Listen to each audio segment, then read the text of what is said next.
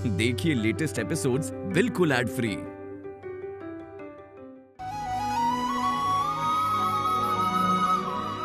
बधाई हो कृष्णा भैया, बधाई हो कृष्णा। सुनो, यही मौका है, अम्मा बाबूजी से माफी मांग लो। सोनू के साथ साथ तुम्हें भी माफ कर देंगे। जाओ, तुम दोनों जाओ, पढ़ाई करो, जाओ भागो। कृष्णा यहाँ आना। चलो मालती। बाबूजी,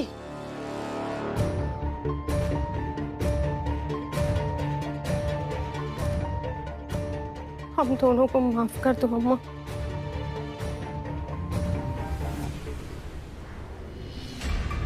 जिज्जी, अब हमको बिना बताए सारे पैसे हजम करने की फिराक में थी ना, अब हिसाब चुकाना तो बनता है।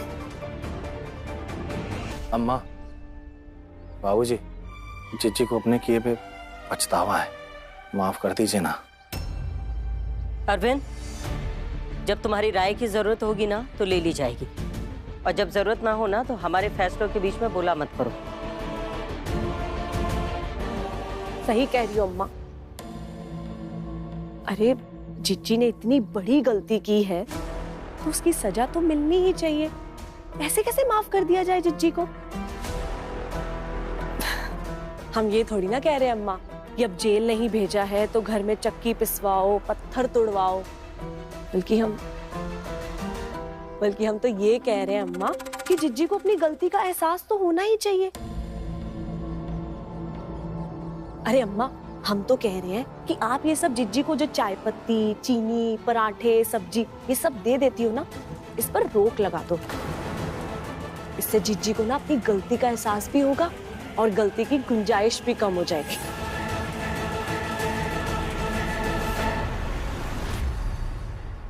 जिज्जी, हमारा हिसाब पूरा हुआ। आपको मास्टरनी से ना होशियारी नहीं दिखानी चाहिए थी। बाकी ये लोग माफ करेंगे कि नहीं वो आपकी किस्मत। अम्मा, बाबूजी, माफ कर दीजिए ना जिज्जी को। अच्छा नहीं लग रहा, घर की बेटी ऐसे सबके सामने हाथ जोड़े हुए खड़ी है। प्लीज।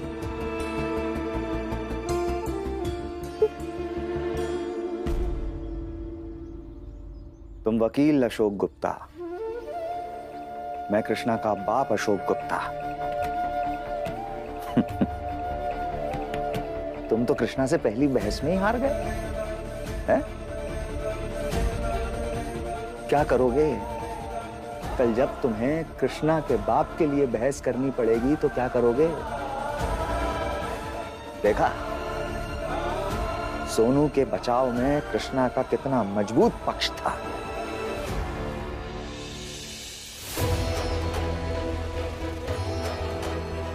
कल जब कृष्णा अपनी मां के बचाव के लिए सवाल जवाब करेगा तब तुम्हारे पास मेरे बचाव के लिए कोई तर्क, कोई दलील होगी? होगी क्या वकील साहब? अरे बताओ। अम्मा,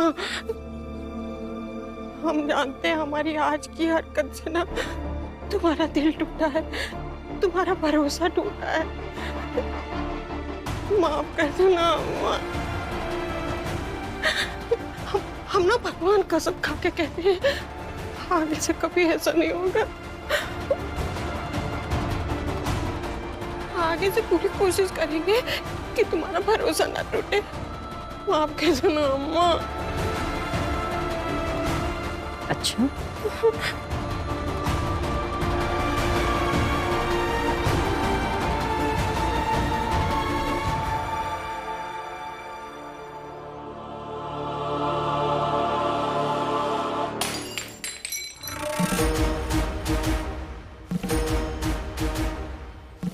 अब जोड़ कर दिखाओ इसे, दिखाओ। कामिनी, इंसान का दिल और विश्वास दोनों बहुत नाजुक होते हैं, और एक बार ये टूट जाते हैं ना तो फिर आसानी से नहीं जुड़ते।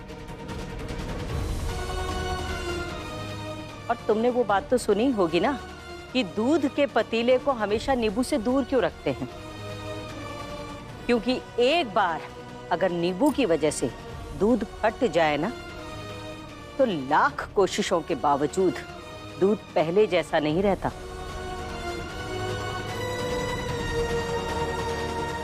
और तुम्हारी गलती बिल्कुल वैसी है। बाबूजी, आपका साथ खड़े हैं। समझाइए ना अम्मा को कि हमें माफ कर दे। बोलिए ना इनसे कि हमें माफ करें। बाबूजी,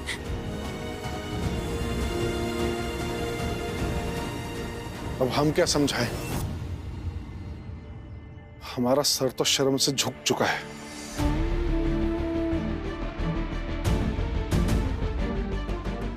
बहुओं के सामने अगर बेटी की गलती साबित हो जाए तो सास ससुर पर 100 टन से भी ज्यादा का भार आ जाता है, और उस भार के तले दबे सास ससुर किसी से नजर मिलाने लायक नहीं रह जाते। कल का तो पता नहीं, लेकिन अभी तुम्हारे माँ बाप के पास तुम्हें देने के लिए माफी नहीं है।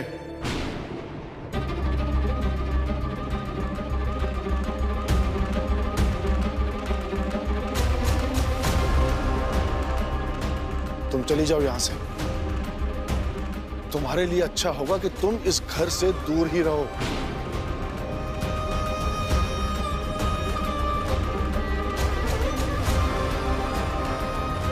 चलो मालती।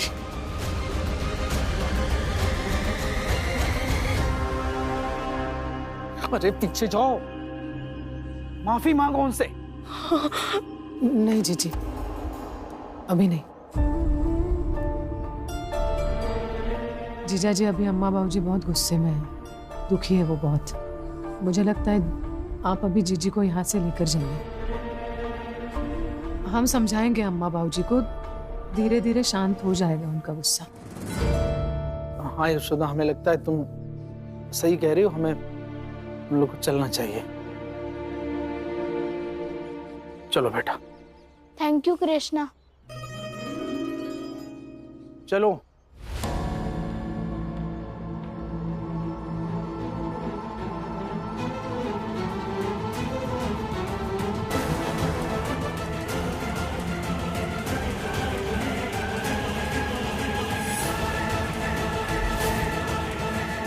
क्या हुआ? क्या देख रही हो? हम देख रहे हैं कि इस घर के कितने टुकड़े हो सकते हैं, जो अब हम करने वाले हैं।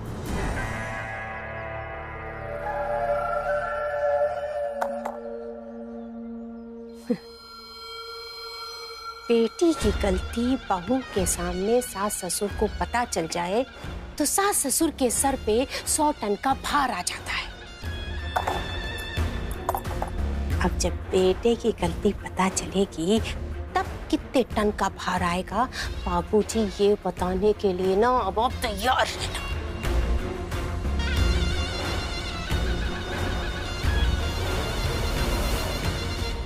और अम्मा, गिलास तोड़कर तुमने भरोसा तोड़ने और दिल तोड़ने के ऊपर ना बहुत बड़ा ज्ञान हमको दे दिया।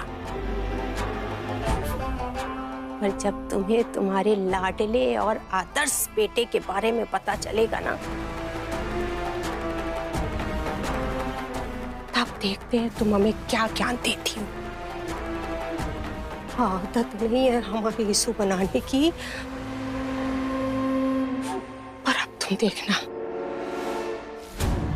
इस घर के ना हम इतने टुकड़े करके बिखेरेंगे कि कृष्णा तो क्या, सारे घर वाले झाड़ू ले करके भी बटोरने की कोशिश करेंगे ना, फिर भी नहीं बटोर पाएंगे। अगर इस वकील के पास कृष्णा के बाप का पक्ष रखने के लिए कोई तर्क नहीं हुआ तो कृष्णा का बाप हार जाएगा।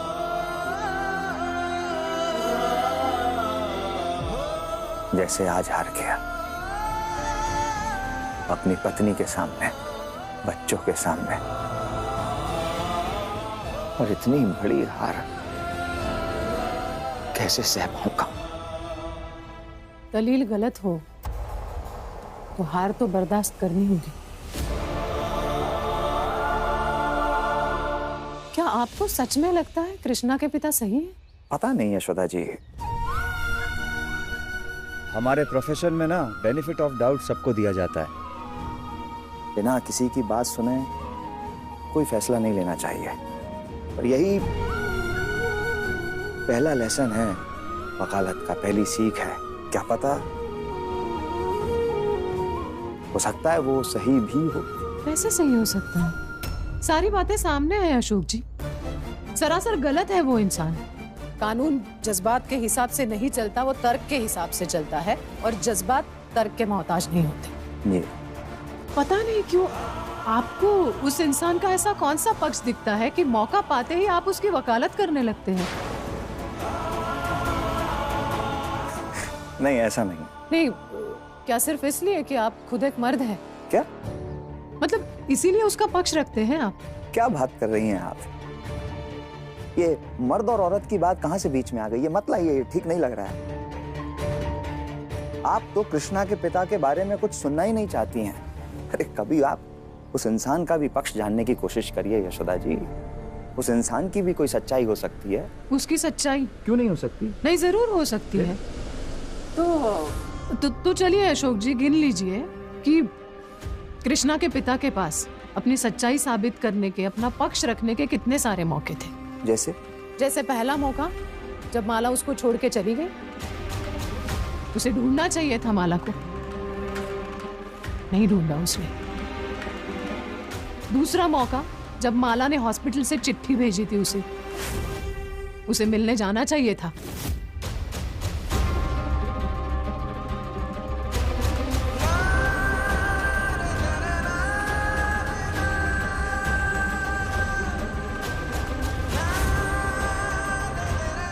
और अशोक जी, तीसरा मौका, माला के जाने के बाद अपने बेटे से मिलना, उससे माफी मांगना और अपने बेटे की जिम्मेदारी उठाना।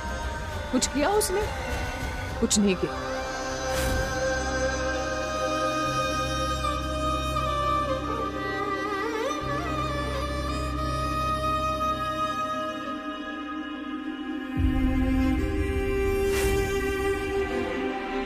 अब इतने मौके होने के बावजूद अगर उस इंसान ने कुछ भी नहीं किया तो ऐसे इंसान को क्या कहेंगे आप?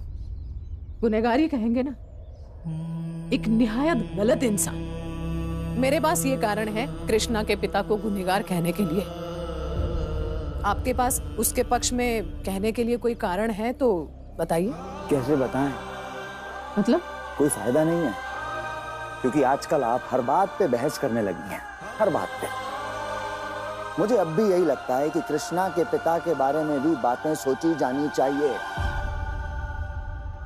एक तरफा किसी के लिए भी कभी भी कोई राय नहीं बना लेनी चाहिए कि बस वो इंसान गलत है। कभी नहीं। ठीक है।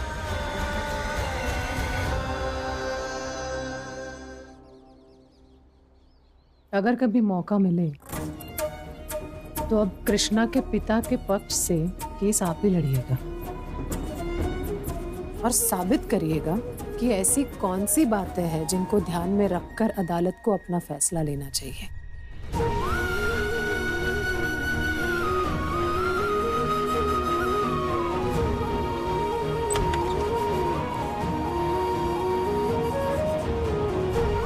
कभी कभी ना आपके दिमाग को पढ़ना मुश्किल हो जाता है अशोक जी।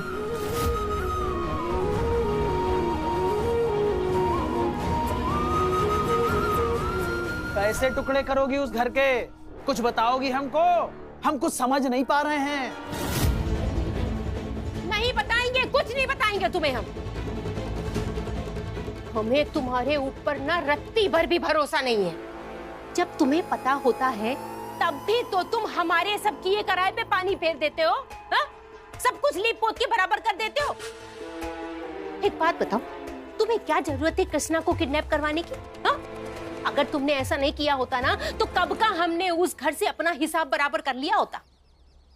बस तुम्हारे कारण ना हर बार ना हम जीतते जीतते हार जाते हैं। बड़े आए हमसे पूछ रहे हैं क्या करोगी, क्या प्लान है तुम्हारा? हाँ? अच्छा, हमारी उस एक गलती की वजह से जिंदगी भर ताने देती रहोगी क्या हमको? और तुमने क्या किया? यशोदा के पैसे चुराए और ये बात पूरे घर वालों को पता चल गई। बेइज्जती हुई सो अलग और पैसे भी नहीं मिले। अब वो तुम्हारी चमची महुआ कैसे बात कर रही थी आज तुमसे? बड़ा जिज्जी जिज्जी करती थी। देखा तुमने कैसे सुर में बात कर रही थी? तुम्हारी वजह से इस घर के चीनी चाय की पत्ती का खर्चा बढ़ गया है। उस घर में तुम्हारी बीबी की बेइज्जती हुई, उससे तुम्हारी सेहत पे कोई फर्क नहीं पड़ रहा है? और तुम्हारे घर का खर्चा बढ़ गया तो तुम्हें बड़ी आफत आ रही है। अरे कुछ तो शर्म करो। हम कह रहे हैं तुम आज से नहीं, तुम अभी से इस घर की जिम्मेदारी उठाओ। कब तक दूसरे की चाय पत्ती शक्कर चीनी पे तुम अपनी ऐश करते रहोगे? बोलो। अच्छा, जिम्मेदारी नहीं उठा रहे हम, तुम तो बहुत बड़ी जिम्मेदारी उठा रही हो। रात में अपने पति के ऊपर चिल्ला रही हो, मोहल्ले पड़ोस के लोग सुन रहे होंगे, हमारा बेटा सुन रहा होगा, क्या इज्जत रह गई हमारी? तुम तो चाह ही रही हो कैसे जोर जोर से चिल्लाओ, हमारा बीपी बढ़े, हमको आ जाए हार्ट अटैक और हम मर जाएं और इस घर का खर्चा बचे। तुम यही चाह रही, हम समझ गए। आ गए ना तुम अपनी औकात पर? हा? देखो, हम तुम्हें ना बहुत अच्छे से जानते हैं। जब तुम्हें लगता है कि अब तुम कामिनी से बहस में जीत तो पाओगे नहीं, तब तुम अपना ये बीपी, हार्ट अटैक, ये सब ना तुम अपना राग अलापने लग जाते हो। और तुम्हें लगता है फिर जो है कामिनी का मन पसीज जाएगा और फिर तुमसे प्यार भरी बातें करने लगेगी, है?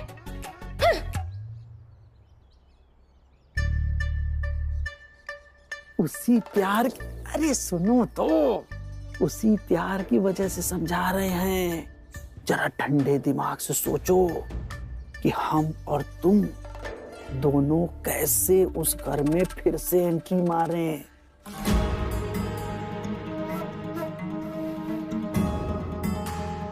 ताकि हमारे घर के सारे खर्चे, चीनी चाय की पत्ती के खर्चे उस घर से निकल सकें, ये सोचना है। और उसके बाद चाहे तुम उस घर के टुकड़े करना और चाहे उस घर का चूरन बना देना, हम तुमको कुछ नहीं कहेंगे।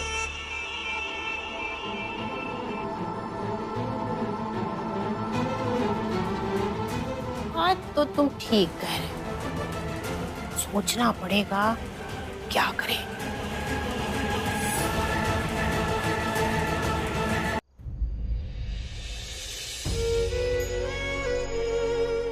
जब अपने पिता से मिलना, गुस्से में आकर उन्हें धक्का मत देना कृष्णा। छोड़ देना उस आदमी को उसके हाल पे।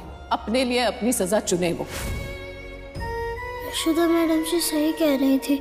शायद इसीलिए मेरी माँ भी कभी मेरे बाप के पास अपने हक की लड़ाई लड़ने नहीं गई होगी। शायद वो भी यही चाहती होगी कि मेरे बाप को अपनी गलती का एहसास खुद हो और वो अपनी सजा भी खुद चुने।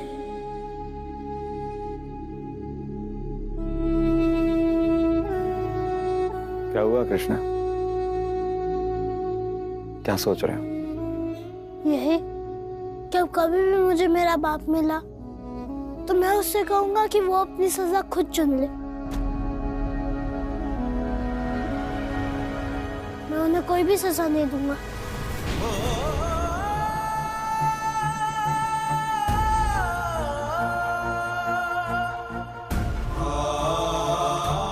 तुम अपने पिता को कभी माफ नहीं करोगे?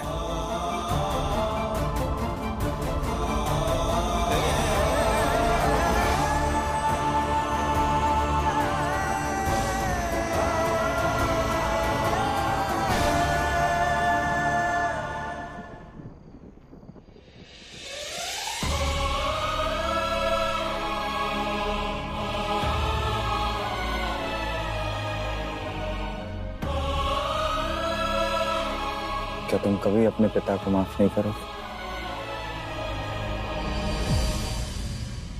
नहीं। यही ठीक रहेगा कृष्णा, मत माफ करना। हमारी लड़की ने तो बस हमारी बहू के पैसे चुराए थे, हम उसे ही माफ नहीं कर पाए।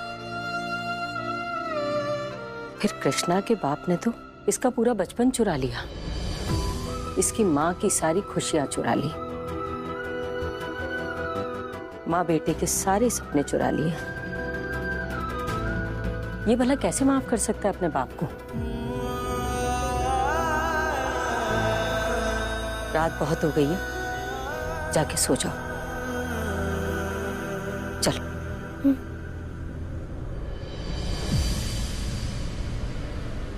अम्मा,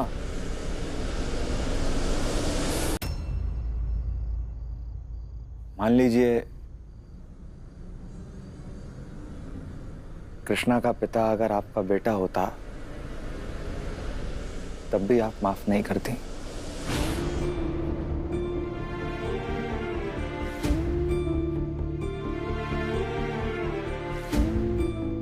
पता नहीं,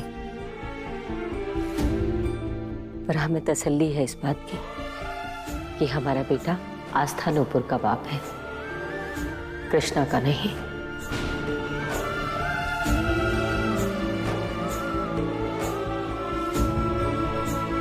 इतने मौके होने के बावजूद अगर उस इंसान ने कुछ भी नहीं किया तो ऐसे इंसान को क्या कहेंगे आप? गुनहगारी कहेंगे ना, एक निहायत गलत इंसान। मेरे पास ये कारण है कृष्णा के पिता को गुनहगार कहने के लिए। कृष्णा के बाप ने तो इसका पूरा बचपन चुरा लिया, इसकी माँ की सारी खुशियां चुरा ली। ये भला कैसे माफ कर सकता है अपने बाप को?